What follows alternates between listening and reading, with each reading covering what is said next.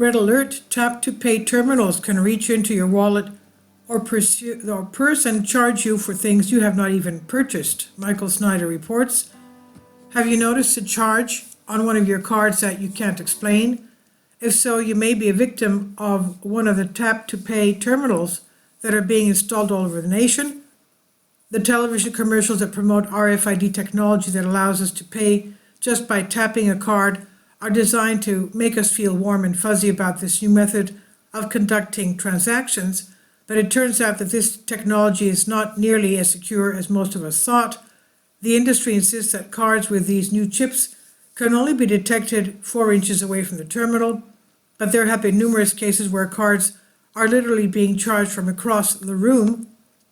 Panicked shoppers claim they've been charged for purchases while their credit cards were still in their pockets after in-store tap-to-pay systems read them from across the room. Several customers have raised the alarm about the glitch which is said to have occurred across stores, restaurants, and even a doctor's office. One woman said that she was at least 2 feet away from the reader when it managed to scan her card information and process a payment. The local ABC News affiliate in San Francisco interviewed one victim named Edgar Matthews, who says that he was billed for his groceries without ever pulling a card out of his wallet. Matthews was trying to use his debit card to pay for groceries at Safeway, but that never happened. I had not tapped it, I had not inserted it, I hadn't swiped it, and then all of a sudden out comes a receipt, and I said, "How did this get paid for?" said Matthews. The cashier couldn't explain it. According to the industry, this should never happen. When Matthews checked his accounts, he discovered that the terminal at Safeway had actually charged a Bank of America credit card that was in his back pocket. Matthews checked his bank accounts. Turns out the tap-to-pay card reader at Safeway had ignored the debit card in his hand, and instead it reached into Matthews' back pocket through his wallet and charged his Bank of America credit card tucked inside. Can you imagine?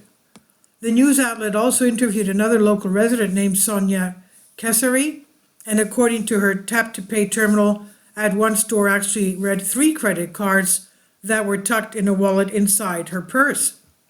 3 days later, at a boutique in Uteville, said Kesari, she got an even bigger surprise. At a little shop, the woman said, "Oh my, it just read 3 cards." The store's tap-to-pay system charged not only 1, but 3 credit cards tucked in a wallet inside her purse. Unfortunately, this is a problem that is not going away anytime soon. More tap-to-pay terminals are being put in with each passing day, and more tap-to-pay cards are constantly being issued. Some people are going to continue to be charged by mistake. In some cases, victims are actually being charged for goods that someone else is trying to purchase. Just check out the following example recently posted on Facebook.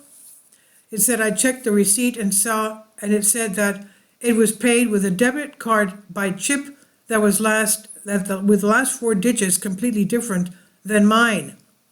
Now, of course, this sort of technology is going to make it even easier for hackers and scammers to steal from the general population. Credit cards and debit cards are both extremely vulnerable, and criminals have a variety of methods that they can use to extract the information that they need. Have you ever thought about how woefully insecure credit and debit cards are? Try this experiment. Plug a USB magnetic strip reader into a computer, open a word processor, swipe a credit card, and boom, you just stole your own card information. It's that easy. Now consider that the same technology comes in faster and smaller forms. Tiny skimmers can be attached to ATMs, and payment terminals to pilfer your data from the card's magnetic strip is called the mag strip. Even smaller shimmers are chimed into card readers and attack the chips on newer cards. And there's now also a digital version called e-skimming, pilfering data from payment websites. So what can we do to protect ourselves? There are sleeves that you can get to protect your cards, and there are tire wallets that are designed to block RFID signals, and it's imperative to always be diligent. It's said that that complacency is a killer. That is so true. Try to avoid using ATM machines as much as possible, and if you're making payments at a gas station or some other highly vulnerable location, always look for signs that something is out of place. But no matter how hard you try, the truth is that credit cards and debit cards are never going to be 100% safe. In 2022, credit card fraud surpassed the $34 billion mark.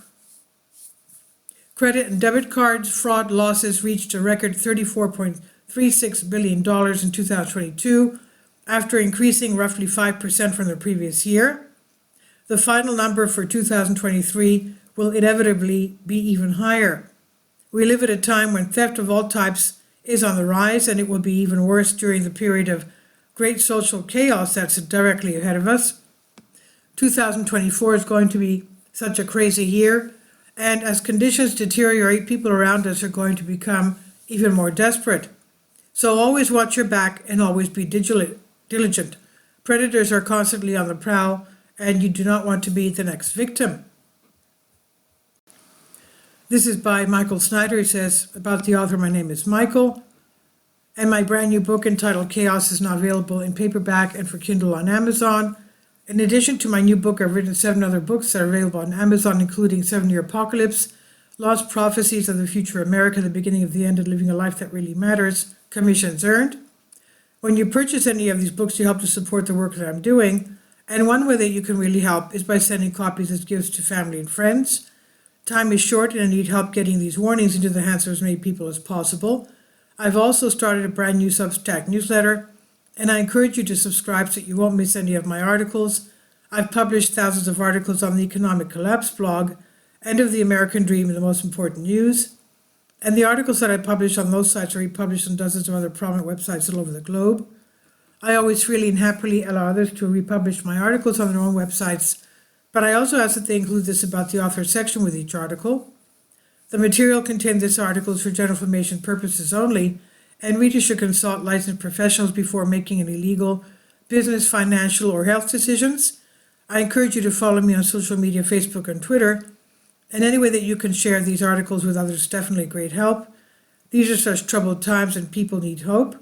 John 3:16 tells us about the hope that God has given us through Jesus Christ. For God so loved the world that he gave his only begotten Son, that whosoever believeth in him should not perish but have everlasting life. If you have not already done so, I strongly urge you to invite Jesus Christ to be your Lord and Savior today. And this is by Michael Snyder on the Economic Collapse blog. Please leave your comments, and thank you for your support. Kindly support my Patreon account. The daily posts are 5 videos daily, and they are totally different from what I have on my YouTube channel. Thank you so much for your support and that you find all my content so interesting. You'll find the Patreon account details in the description box below.